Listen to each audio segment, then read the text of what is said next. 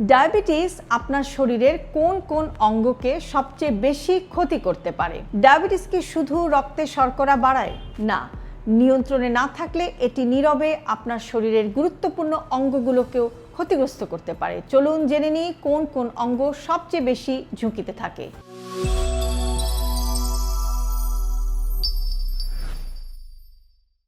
হৃদযন্ত্র। ডায়াবেটিসে heart attack এবং স্ট্রোকের ঝুঁকি বেড়ে যায়, তাই রক্তে শর্করার পাশাপাশি রক্তচাপ এবং কোলেস্টেরলও নিয়ন্ত্রণে রাখাটা জরুরি। মস্তিষ্ক। দীর্ঘদিন অনিয়ন্ত্রিত ডায়াবেটিস স্ট্রোকের ঝুঁকি বাড়িয়ে দিতে পারে। চোখ। ডায়াবেটিসে চোখের রেটিনা ক্ষতিগ্রস্ত হতে পারে, যাকে ডায়াবেটিক রেটিনোপ্যাথি বলা হয়। চিকিৎসা না করলে দৃষ্টিশক্তি কমে যেতে পারে। কিডনি। ডায়াবেটিস কিডনির ছোট ছোট রক্তনালীর ক্ষতি করতে পারে। দীর্ঘদিন নিয়ন্ত্রণে না থাকলে কিডনি বিকল হয়ে যাওয়ার ঝুঁকিও কিন্তু বেড়ে যেতে পারে। স্নায়ু এবং পা। হাত পায়ে ঝিনঝিনি, অবসভাব, জ্বালাপোড়া বা অনুভূতি কমে যেতে পারে।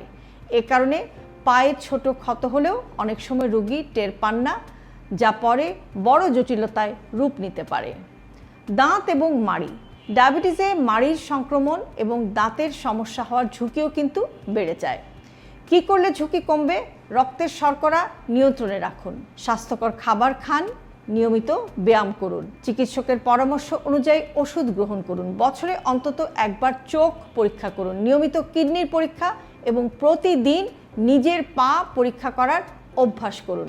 সহজ করে বললে, ডায়াবেটিস শুধু একটি চিনির রোগ নয়, এটি নিয়ন্ত্রণে না থাকলে হৃদযন্ত্র, মস্তিষ্ক, চোখ, কিডনি, স্নায়ু এবং পা সব কিছুকেই নীরবে ক্ষতি করতে পারে। কিন্তু সুখবর হলো, সঠিক চিকিৎসা, স্বাস্থ্যকর জীবনযাপন এবং নিয়মিত ফলো আপের মাধ্যমে এই জটিলতার ঝুঁকি অনেকটাই কমানো সম্ভব।